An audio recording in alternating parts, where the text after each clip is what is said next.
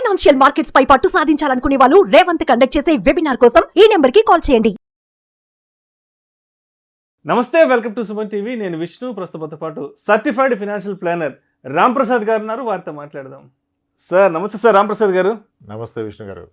Sir Ram Prasad గారు, హైదరాబాద్లో అద్దెలు ఆకాశాన్ని అంటుతున్నాయి. ఒక సామాన్యుడి పరిస్థితి అసామాన్యమైన విధంగా తయారైంది. ఒక డబుల్ బెడ్రూమ్ ఇల్లు తీసుకోవాలి అంటే హైదరాబాద్లో 20,000 పైమాట రెంట్ల పరిస్థితి ఉంది. ఏంటి హైదరాబాద్లో సామాన్యుడి జీవనం ఎలా ఉంది, ఎలా ఉండబోతోంది అనేదానికి రామ్ ప్రసాద్ గారు ఏ విధంగా వారి విశ్లేషణను తెలియజేస్తారు. సామాన్యుడు versus Hyderabad city. Yes, problem ఉంది సార్. అంటే రెంట్లు పెరుగుతున్నాయి. సో సరే, 25,000 కాకపోయినా కనీసం 15,000 ఏందైతే ఈరోజు డబుల్ బెడ్రూమ్ ఫ్లాట్ రాదు హైదరాబాద్లో. ఓకే, లొకేషన్ స్పెసిఫిక్ 9,000 నుంచి అన్న మొదలవుద్ది అనుకో. 15,000 అయితే నడుస్తుంది ఒక double bedroom flat rent. So ఇది బడ్డీని అయిపోయింది, కట్టలేని పరిస్థితి వచ్చింది. అదే కదా, ఎలా పే చేయగలుగుతారు ఉన్న సాలరీస్లో అంటే అది పర్సన్ స్పెసిఫిక్ ప్రాబ్లం. బట్ ఈ ప్రాబ్లం అదర్ సైడ్ కూడా చూడాలి. మనం వన్ సైడ్ చూస్తున్నాం అంటే చాలా బాగుంటుంది ఎమోషనల్గా మనం చెప్పడానికి, ఇంకెవడో బ్రతకడానికి లేదు, ప్రభుత్వాలు ఏం చేయమంటే చాలా బాగుంటుంది. అది కాదు కదా, సొల్యూషన్ ఏంటి, ప్రాబ్లం కారణం ఏంటి. ఫస్ట్ ఆఫ్ ఆల్ చాలామంది కొత్తగా హైదరాబాద్ వస్తూనే ఉంటారు. గ్రాడ్యుయేషన్ అయిపోయిన ప్రతి ఒక్కరు పట్టుబట్టుకుని వచ్చేస్తాం. అలా వచ్చిన వాళ్ళమే అందరం కదా. సో మరి ఇంత ప్రజలు ఇక్కడ పెరుగుతున్నప్పుడు ఇక్కడికి వస్తారు, బ్యాచులర్గా మ్యారేజ్ చేసుకుంటారు, పిల్లలు ఇదంతా ఉన్నప్పుడు ఆబ్వియస్గా మరి ఎంత సప్లై ఉన్నా డిమాండ్ అలాగే ఉండిపోతుంది. అందువల్ల రెంట్స్ పెరుగుతున్నాయి. మేబీ కరోనా టైంలో కాస్త స్లో అవడం వల్ల ఇప్పుడు సన్నగా పెరిగినట్టుగా అనిపిస్తున్నాయి. వర్క్ ఫ్రమ్ హోమ్ ఎండ్ అవుతుంది, చాలామంది వెనక్కి వస్తున్నారు, దానివల్ల డిమాండ్ పెరుగుతుంది. ఓకే, సో అయితే మనం యాజ్ ఎ టెనెంట్ వైపు నుంచి చూస్తే ఇంత రెంట్ ఎలా కట్టాలంటున్నాం. ఓనర్ వైపు నుంచి ఒకసారి చూడండి. ఓనర్ వైపు నుంచి చూడాలి కదా. చూడాలి కదా ఖచ్చితంగా, ఎందుకంటే అదే ఓనర్ ప్లేస్లో ఉంటే మనం అదే ఆలోచిస్తాం. ఇప్పుడు హైదరాబాద్లో మీకు ప్రైమ్ లొకేషన్లో ఒక డబుల్ బెడ్రూమ్ ఫ్లాట్, అరే చిన్న ట్రిపుల్ బెడ్రూమ్ ఫ్లాట్ ఒక 1,500 SFT 1,600 SFT ₹1,00,00,000 లేకుండా రాదు. ₹1,00,00,000 లేకుండా రాదు. ఆ ₹1,00,00,000 ఫ్లాట్ ఒక వ్యక్తి కొనుక్కొని రెంట్కి ఇస్తే అతనికి వచ్చే రెంట్ 25,000 స్టాండర్డ్. ఇది అంతే. అది పాతదైనా కొత్తదైనా ఫ్లాట్ యొక్క మార్కెట్ వాల్యూ ₹1,00,00,000 పలికితే దానికి గిట్టుబాటు అయ్యే అద్దె 25,000 ₹25,000. నెలకి 25,000 అంటే సంవత్సరానికి ఎంత? ₹3,00,000. అందుకుగాను ఓనర్ యొక్క పెట్టుబడి ఎంత? ₹1,00,00,000. ₹1,00,00,000 కదా. అంటే అతనికి గిట్టుబాటు అవుతుంది ఎంత? 3%, 3% కదా. అంతే. 3%. ₹1,00,00,000 పెట్టుబడి పెట్టిన వ్యక్తికి రియల్ ఎస్టేట్లో పెడితే వచ్చే రెంటల్ ఈల్డ్ 3%. ఆ 3% కనుక ఈ తీసుకున్న వ్యక్తి నేను ట్యాక్స్ రిబేట్ చూసుకోవాలి, నాకు పాన్ కార్డు ఇవ్వంటే మళ్ళీ అయినా ట్యాక్స్ పే చేయాలి. ఆయన ఉన్న ఇన్కమ్ ట్యాక్స్ ల్యాబ్ ఏది ఉంటే ఆ ట్యాక్స్ ఆయన పే చేయాలి. రెంటల్ ఇన్కమ్ ఇలా టు యువర్ యాన్యువల్ ఇన్కమ్, ఆ ట్యాక్స్, మెయింటెనెన్స్, మున్సిపల్ ట్యాక్స్లు పోతే ఆయనకి 2.52% వర్కౌట్ అయింది. అదే టెనెంట్ వైపు నుంచి చూసినప్పుడు రెంట్ ఎక్కువ అంటాం, అదే ఓనర్ వైపు నుంచి చూసినప్పుడు రెంట్ తక్కువ అంటాం. మళ్ళీ ఇవన్నీ కాకుండా ఓనర్కి ఈ ట్యాప్ రిపేర్లు, పెయింట్లు, అవి ఇవి ఇలాంటి మళ్ళీ మెయింటెనెన్స్ కూడా ఉంటాయి. సరే వదిలేండి, అంత కాంప్లికేషన్ అక్కర్లా. సింపుల్గా ఓనర్ పర్సెప్షన్ ఎలా ఉంటుంది తెలుసా? అనవసరంగా హైదరాబాద్లో కొన్నాను, ఇదే ప్రాపర్టీ నేను బెంగళూరులో కొంటే నాకు 38,000 రెంట్ వచ్చేది అంటాడు. 40,000 50,000 దాకా ఉంటుంది. చెన్నై కూడా రెండిళ్ళు ఎక్కువ. నిజానికి ప్రాపర్టీ ప్రైస్ తక్కువ compare to Hyderabad. Bengaluru property price తక్కువ, చెన్నై ప్రాపర్టీ ప్రైస్ తక్కువ, రెంటల్ ఇల్లు ఎక్కువ.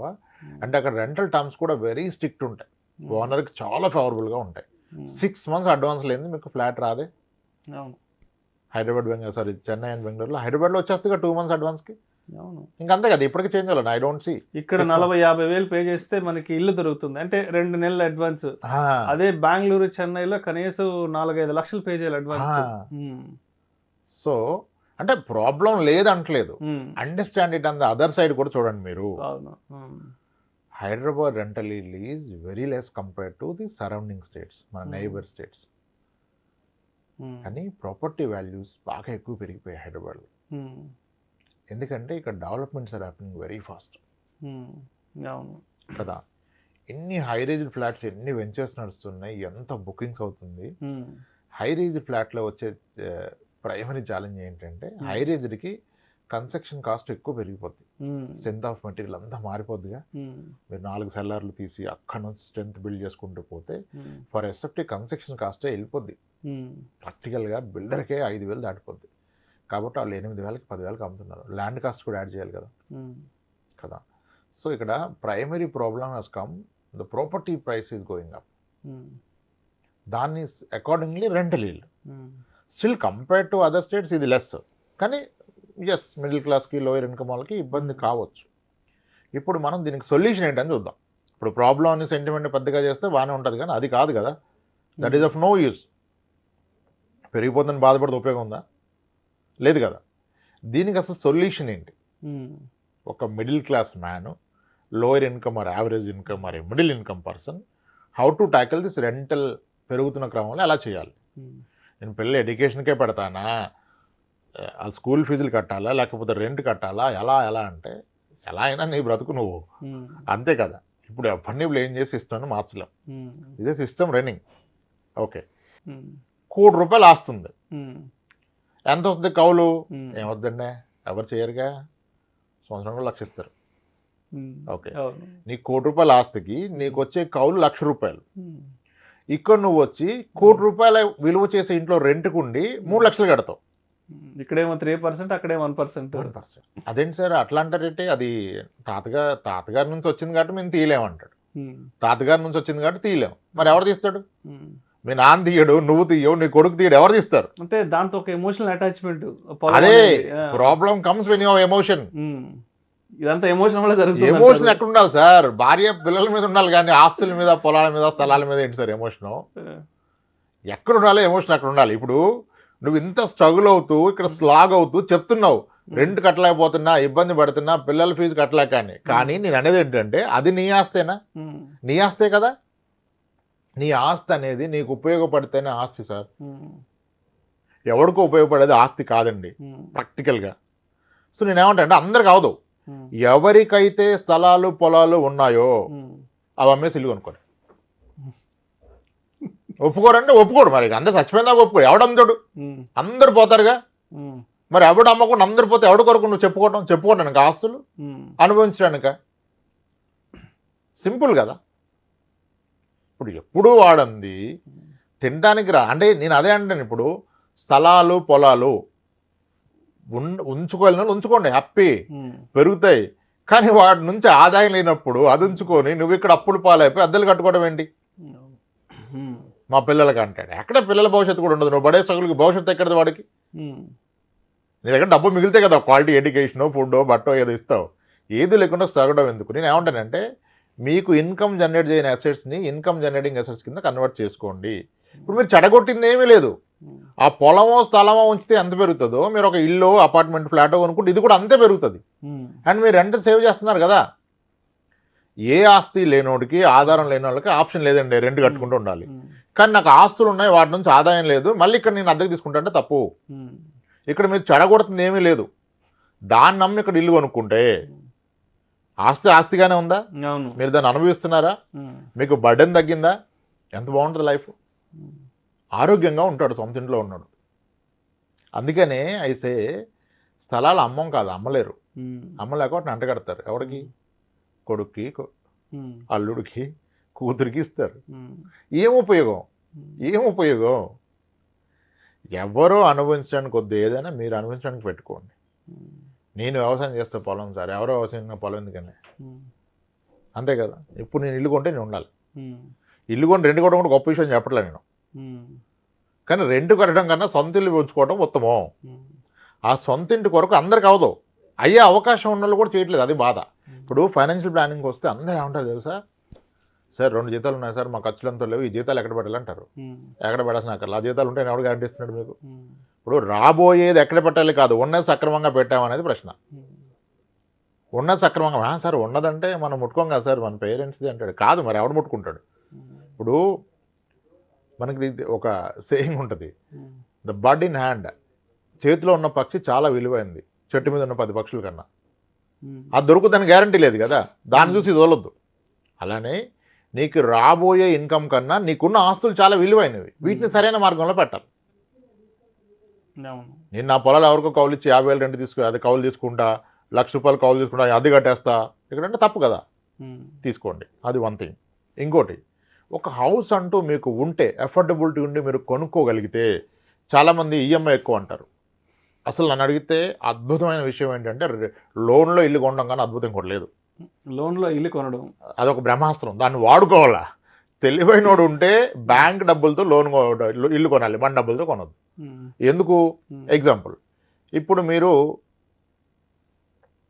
కనీసం ఒక సెకండ్ హ్యాండ్ ఫ్లాట్ హైదరాబాద్లో డబుల్ బెడ్రూమ్ ఫ్లాట్ 65 లక్షలకు వస్తుంది, ప్రాక్టికల్గా వస్తుంది అంతే. ఎక్కడ వస్తుంది అంటే వచ్చే దగ్గర వస్తుంది, నువ్వు ఎదుక్కోవాలా. 65-70 లక్షలకు వస్తుంది కదా, 65-70 లక్షలకు వస్తుంది. లోన్ ఒక 50 లక్షలు తీసుకున్నారు అనుకోండి, 50 లక్షలు లోన్ తీసుకున్నారు. హైపోథికల్గా 26 ఏళ్ల వయసు ఉంది, పెళ్ళి అయింది, లోన్ తీసుకున్నారు. నేను 30 ఏళ్ళు పెట్టమని చెప్తాను. 30 ఏళ్ళు పెట్టండి లోన్ అని చెప్తాను. 50 లక్షల లోన్ని ఇప్పుడున్న రేట్ ఆఫ్ ఇంట్రెస్ట్ 8.55, 8.45లో ఒక 30 ఇయర్స్ పెడితే మేబీ ఈఎంఐ 38,000, 37,000 వస్తుంది. 37-38,000 వస్తుంది 30 ఇయర్స్ లోన్. మేబీ నేను క్యాలిక్యులేట్ చేయలేదు, 36-37,000 వస్తుంది నా ఐడియాలో. ఇప్పుడు ఆయన కొన్న ప్రాపర్టీ ఎంత? 75 లక్షలది. సమూహం ఉన్నది పొలము స్థలము అమ్మేసి ఏదో బంగారం అది చేసి డౌన్ పేమెంట్ కట్టాడు, లోన్ తీసుకున్నాడు. మంత్లీ 36,000 ఈఎంఐ కడుతున్నాడు. ఇతను ఆ ఇంట్లో ఉండటం వలన ఇతను సేవ్ చేస్తున్న రెంట్ ఎంత? కనీసం ఒక 16-18,000 రెంట్ సేవ్ అవుతుంది. ఇతను కడుతున్న 36 అనుకుంటే 18,000 రెంట్ సేవ్ చేస్తే అడిషనల్ కడుతుంది ఇంకో 18,000 కదా, 18,000 రెంట్ కడతాడు. ఇప్పుడు అందరికి డౌట్ ఏంటంటే ప్రైవేట్ సెక్టర్ ఎంప్లాయీ ఎలా కట్టగలుగుతాడు? జాబ్ పోతే ఏంటి? ఎవరికి జాబ్ పోదు. మనమే రోజు ప్రేయర్ చేస్తాం, పోతే బాగు, ఎప్పుడు పోద్ది. ఎవడన్నా పోయిందా? ఎన్నిసార్లు మాట్లాడాము మన ఇద్దరం గత 4 ఏళ్లలో? రెసిషన్ వచ్చేస్తుంది, రష్యా ఉక్రెయిన్ మాట్లాడమా, సిలికాన్ వ్యాలీ బ్యాంక్ పోయిందన్నామా, ఎవరికన్నా ఏమైనా పోయిందా? ఆ రోజు మాత్రం అందరు దిగాలుగా ఉండి బీపీ డయాబెటీస్లు పెంచుకుంటారు. ఎవరికైనా జాబ్ పోద్ది? అసమర్థుడికి పోద్ది జాబ్, సమర్థుడికి ఎవరికి జాబ్ పోదు. ఆరోగ్యం పోతే జాబ్ పోద్ది. ఆరోగ్యాన్ని కాపాడుకొని సమర్థంగా పనిచేసుకుంటే ఎవరికి ఎక్కడ జాబ్ పోదు. జాబులు ఏ ఇండస్ట్రీని ఎవరికి పోతాయి? బాటమ్ పర్ఫార్మర్స్కి పోతాయి. టాప్ 10 పర్ఫార్మర్స్కి ఏ రోజు వాడి కంపెనీకి అవసరం, నీకు అవసరం లేదు. కంపెనీకి నువ్వు అవసరం. మనం వెళ్ళిపోతామన్నా కంపెనీ పట్టుకుంటుంది. ఎస్. ఇప్పుడు మన పాయింట్కి వస్తే 38,000, 36,000 ఈఎంఐ కట్టే వ్యక్తి 18,000 రెంటే సేవ్ అయితే అడిషనల్ కడుతుంది 18,000. కానీ అందరూ అర్థం చేసుకోవాల్సిన విషయం ఏంటంటే, మీరు if you look at the last 25 years of track record of the home loan interest తగ్గుతాయి సార్, పెరగవు. కరోనాలో పెరిగింది, అది స్టాండర్డ్ కాదు కదా, మళ్ళీ ఇప్పుడు 8.5 వచ్చేసినాయి. Most of the banks are offering.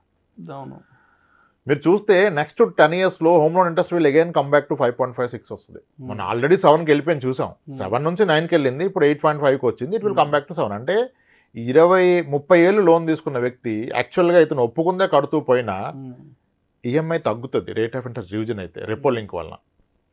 30 years loan నువ్వు 30 years కట్టాల్సిన అవసరం ఉండదు, దానికి అదే 24 ఏళ్ళ క్లోజ్ అయిపోద్ది. అబ్జర్వ్ చేస్తే ఎవరైనా అలా కాదంటే కాదు. అసలు మీరు చూడండి, హిస్టరీ చూడండి, హోమ్ లోన్ రేట్స్ ఎలా వ్యారీ అవుతున్నాయి అని, దానికి అదే తగ్గిపోద్ది. కానీ ఒక విషయం ఆలోచించండి, ఇతను కట్టే ఈఎంఐ పెరగదు కదా, 38 ఉంటుంది కదా.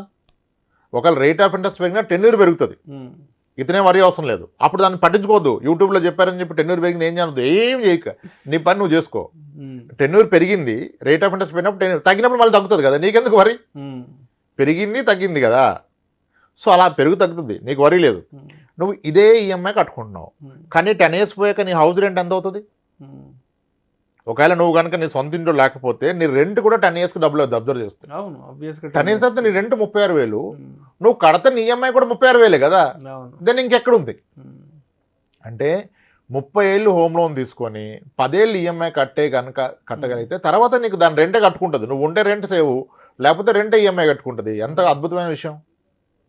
ఇక్కడ అందరికీ సైకలాజికల్గా 30 years అంటే ఎంత కట్టేస్తున్నాం సార్, 1,30,00,000 ఎవడ తిన్నట్టు అంటే అసలు నువ్వు కడుతుంది అక్కడ తినడానికి.